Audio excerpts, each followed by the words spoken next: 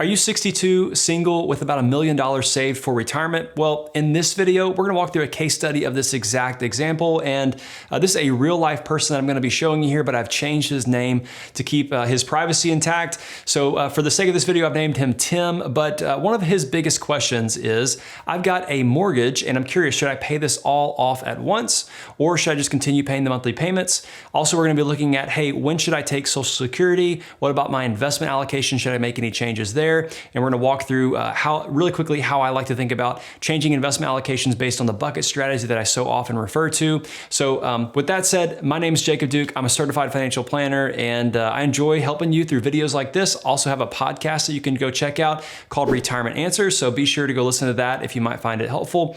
So with that being said, let's go ahead and jump into today's video. So right here you can see that we've got Tim and he is obviously not married. He's single and his current age is 61, but he will be turning 62 here in February of 2024, and that's his intended retirement date. That's when he's hoping to retire. He currently lives in North Carolina, and he right now we're having him die at age 90. Obviously, it could be before, it could be after, but for now we're just going to keep it at age 90. So that's his personal background. Now let's take a really quick look at his net worth and where all of his assets are held. So right away, we can see we've got $65,000 in cash at the bank.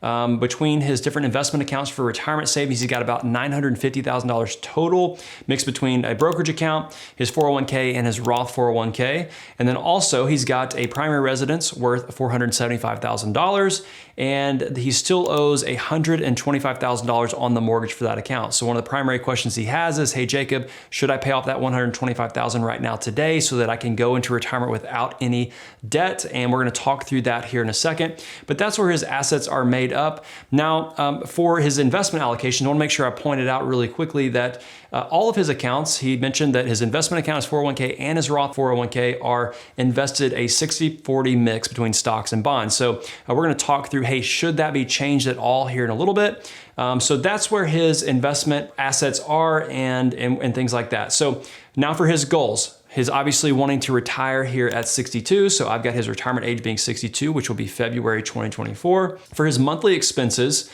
we've got $3,800, and this is not including his mortgage. So I'll make sure I go back and show that to you really quickly. So we can see here that his mortgage is $1,200 per month, and this would be on top of his $3,800 that he has for normal living expenses, bringing his grand total overhead every month to around $5,000 per month. So that $3,800 you can see right here does not include his mortgage payment. So add that to that equals $5,000 per month. For his annual healthcare costs, obviously he's not yet 65 because he would be retiring at 62. So he will have to have private health insurance before he gets to Medicare age. So for now, I've got his cost until Medicare right at $10,000 a year for those premiums. Now he's mentioned he's very healthy and typically doesn't go to the doctor outside of emergencies. So for now, we're not saying he's gonna be necessarily meeting a deductible every year. Obviously that could change, but for now we're just saying he's only paying the premiums. And if he had to, he could go and obviously meet that deductible to have any healthcare expenses that come up. So that's his healthcare costs. Once he does reach obviously Medicare age, he'll go on Part A, Part B, and then also he mentioned he would rather do a Medigap plan instead of a Medicare Advantage plan. So that's why we have this out-of-pocket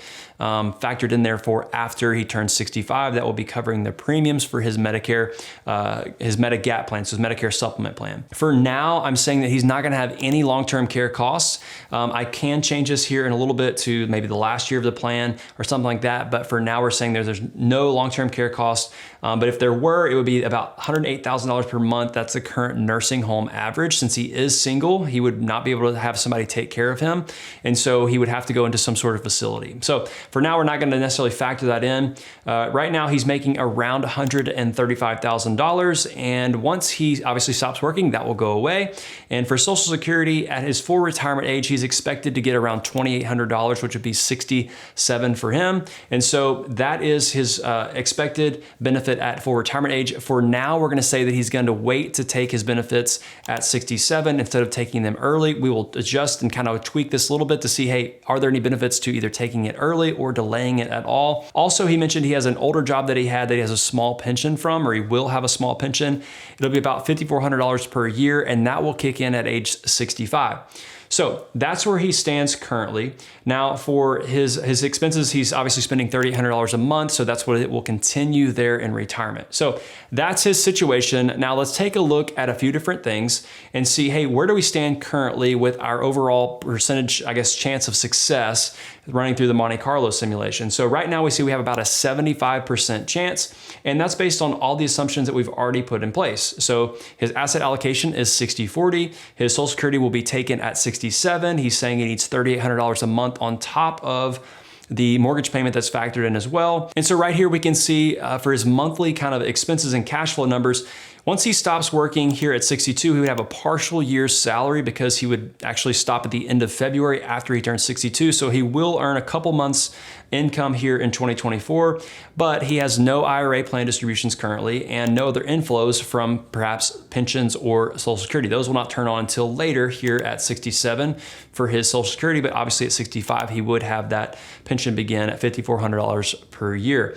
So all of these years, we've got to fill in the gap. That'll be, I guess, distributions from an IRA, but regardless, we see that we have to come up with about this amount of money each year to fill in that gap until we get to age 67, where it will be a little bit lower. So as we can see here in 2024, his overall expenses for the year will come out to be around $75,000 between a house payment, normal living expenses, but also some taxes that must be paid. And then also here in 2025, we can see he needs around $77,000 to $78,000, and then it increases a little bit here. But one thing that I wanted to make sure that we pointed out is for now, the system is saying that we're gonna be drawing down his bank accounts, but also his brokerage accounts first. That's why you see his tax payments really low in the first 2 years, because we still have to pull this much out of the net flows. We still have to pull $67,000 or $78,000 out of his net worth, but that's gonna be coming from a non-taxable source, being either his bank account or his brokerage account in combination throughout those years. Now, what you wanna pay attention to is here in 2026, we see that we still need about the same amount of money to live on, but you can see that you've got to take nearly $100,000 out of the account to also cover the taxes, because that $98,000 is now going to come from his 401k as opposed to a non-taxable brokerage or a non-taxable savings account. So that's a big difference. In order to get about $80,000, we've got to take $100,000 out because we've got to factor in those tax payments. So right away, we can see that the expenses are high on a monthly basis. So one of his biggest questions was, hey, Jacob, should I pay off my mortgage just right away, either before retirement or right as I retire? So because of this question, I want you to remember this right here. I want you to remember right now, as it stands, we're not paying off the mortgage yet, but he has a 75% chance of success throughout his retirement, dying at age 90 to never run out of money. So what we're gonna do is we're gonna change this really quickly. We're gonna say that he's gonna pay off that $125,000 all right now, or as soon as he retires in 2024, we're gonna pay that mortgage off completely. So I'm gonna move this to 0.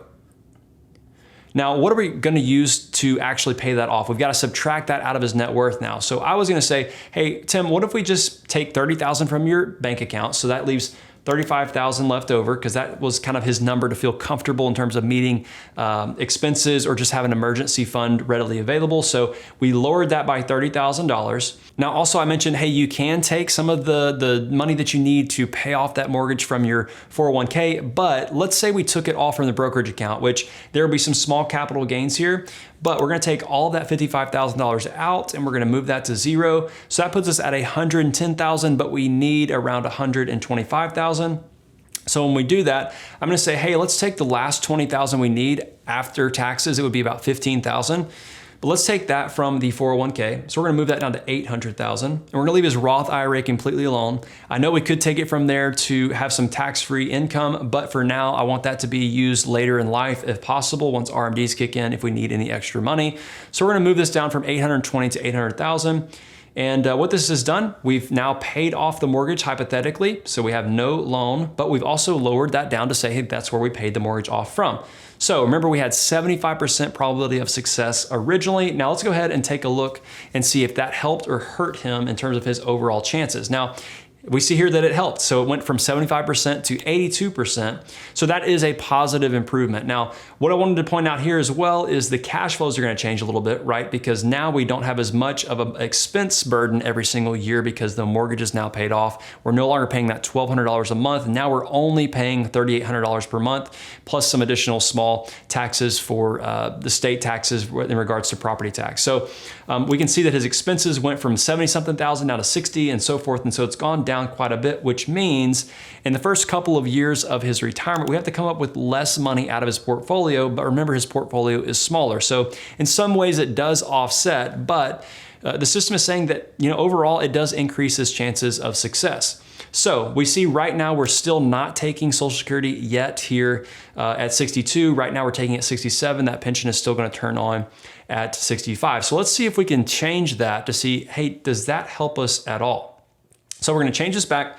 We're going to look at, hey, should we change Social Security at all? So let's say we're going to take it as soon as he retires. So right whenever he turns 62 and pulls the plug, no longer working, that's whenever we're saying that he's going to take Social Security. So we go from 82%. Let's see if this is helpful or it hurts.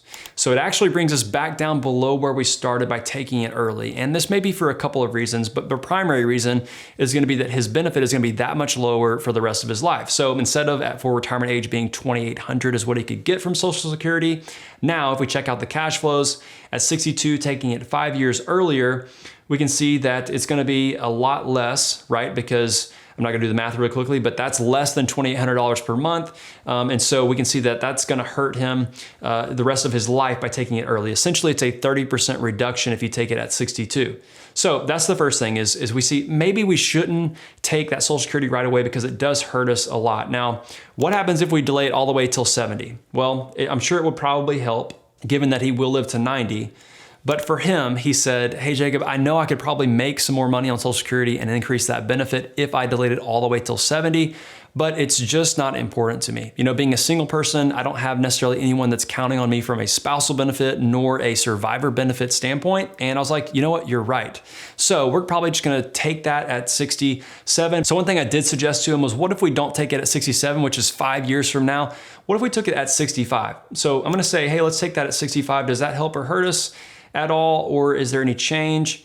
And there's a slight decrease, so from 82% down to 79%, but after a few more changes, we might see that it actually works out better if we can kind of get that fixed income going along with his pension there at 65. So it has 3 years of gap to kind of make up from an income standpoint. So that's one of the first things that I wanted to bring up to him is, hey, what if we change from a full retirement age by taking Social Security then, move it up a couple years to 65? It's not hurting us too bad, but in addition to that, I wanted to say, well, if we do that, then we might have to make a couple changes to your current investment allocation. So what if we changed it from the current allocation to, which is 60-40, to 70% stock, 30% bond? Does that kind of offset taking that Social Security earlier? And it pretty much does. It gets us back up right, kind of even with that. What happens at 80% stock, 20% bond? This might be a little aggressive depending on his kind of overall investment. So maybe we wouldn't go all the way to 80% stock, 20% bond. Maybe we'd kind of stop there at 70% and 30% from a risk tolerance standpoint. But one thing that is important to know is here, by doing that in conjunction with taking Social Security a little bit earlier, we're kind of offsetting or negating any negative kind of consequences there, right? Because if the market goes down and we're slightly more aggressive, well, we're getting our Social Security benefits, which are fixed income. We get that a lot sooner, 2 years sooner, but then also we're offsetting a lower benefit by growing our portfolio at a higher rate long-term. So to that point, I wanted to make sure that I kind of go through kind of how I like to build out an investment portfolio based on retirement income needs. And right here, you can see that I like to do this with a bucket system. And so this is kind of an example of what I like to do with my clients and share with them how we actually execute this. So just really quickly, if you've seen other videos of mine, this is going to be just some repetition here, but I want to make sure that I make a point about this. So we've got a cash bucket, a bond bucket, and a stock bucket. And these are the current amounts that are in those different allocations based on this example. This is not exactly, Tim's example, but these are the target amounts that we want for each of those buckets. And so maybe you can see that we've got more or less than we really need in each different bucket. The purpose of this is to say we want to have enough money to live for 2 years on cash, at least 2 years, without having to ever touch a stock or sell a position that's gone down. So the purpose of the cash bucket is liquidity. We want money that's readily available regardless of the market conditions we're in. Also, we want to have a bond bucket, which is our midterm bucket. So it's going to be producing a little bit more interest or income, but it does carry more risk because the value of your bonds or your treasuries or whatever you're holding, it could go down. Also, we want to have the stock bucket, which is your long-term bucket, because let's say 85, 90, 95, you could live to that point, and the cost of things at that point, 20, 30 years down the road, are going to be likely much higher than they are right now today. So to offset that risk of inflation, we've got to have a portion of your money invested in stocks to help beat inflation over time. So that's kind of how I like to do this. I have the short, mid, and long-term buckets, and I like to just kind of throw this out to my clients every quarter just to say, here's where we are in relation to what we're hoping to be, and here's some of the changes that have happened, or if we need to make any adjustments to your investment allocation. So that's really quickly how I like to use buckets to help build out a portfolio or asset allocation. But let's continue on here and take a look at some of the potential, I guess, investment risks that could come up whenever we're thinking about being overall invested or slightly more aggressive. So right now we've got a baseline allocation, kind of a baseline average of returns that we're seeing here on screen. Now, what happens if we have a bad first 2 years? So I think it's going to be obviously hurt a little bit, but the purpose of having that bucket strategy is to say, well, what if we do have a bad first 2 years? So the system here doesn't necessarily factor that in, because right now we're having to pull income from the portfolio, and the bad first 2 years are minus 20%. That's what the system is showing. And so we've got those where we're going down 20% each year, and we're pulling a certain amount of money every year from those accounts. So we're really dwindling it down to basically cutting it in half to about $550,000 after 2 years of really bad stock market performance. Now, that's why we want to have a bucket strategy that says I've got X amount of dollars in cash so that I don't have to pull from the stock portion that's gone down in those first 2 years. Now, what happens if we have a strong growth scenario? Well, obviously we would have a lot more money at the end of the plan. And so for now, I'm just gonna leave this at baseline, but that's why we wanna have that bucket strategy in place to offset any bad years that are early on in retirement, which are some of the risks that come with retiring. It's always a question of, hey, what happens if the market goes down immediately when I retire? So we can see that we've helped improve a situation so far from 75% probability of success all the way to 82. Now, one thing that I did want to point out here is, for now anyway, the retirement spending calculation based on how this is modeled out is saying every year the cost of living is increasing by 3.5%. So it's inflation adjusted currently, as you can see right here. But what I've experienced, and most retirees eventually experience, is they don't spend 3.5% more every year because inflation has gone up. What they typically end up doing is they spend more early in retirement, whether they're traveling, doing things they want to do while they can and while they're healthy. In those middle years, they typically slow down a little bit. And then at the end, maybe your costs rise a little bit from a healthcare or long-term care standpoint. So this is what's called the retirement smile. And so I want to change this to give a more realistic approach to what the retirement spending kind of calculation is factoring in here. So we're not going to say we're just going to spend more money every single year, which I can show you right now based on the cash flows. We can see that that is the case. We're spending more in terms of expenses every single year. So that's adjusting for inflation at 3.5%. Now, whenever we actually go back and we say, hey, let's change that to be more realistic, we're gonna do the retirement spending smile. We're gonna refresh this, and we go from 82% to 94%. So whenever we factor in a few different things, we can see we've got, we pay off the loan, the mortgage as soon as we retire, get that kind of debt eliminated, and our living expenses are only $3,800 per month. Maybe we change our investment allocation from 60-40 to 70-30. Maybe we change our Social Security election from full retirement age at 67 to 65 to kind of get that fixed income stream coming in faster, since there are no dependents or spouses that are going to be counting on you from a spousal benefit or a survivor benefit standpoint. And then we factor in a realistic retirement spending sequence called the retirement spending smile, which is we spend more in the go-go years, we slow down in the slow-go years, and maybe we have some higher healthcare costs at the end. That brings us from 75% all the way to 94% by making a few changes. And so for Tim and his situation, I think that, making these changes will be helpful. Obviously, we want to evaluate these things further. But for you, I'm curious, and you can maybe leave a comment below. Are these some of the questions or concerns that you have related to your retirement plan, or what you should be doing, whether you should pay off the mortgage immediately all at once, when you should take Social Security, or other different questions you have? I'd love to see those down in the comments below. And also, if this video is helpful for you, or if you want to see more case studies like this one, let me know, give the video a like, and also subscribe to the channel. With that being said, thank you so much for tuning into this video, and I will see you next time.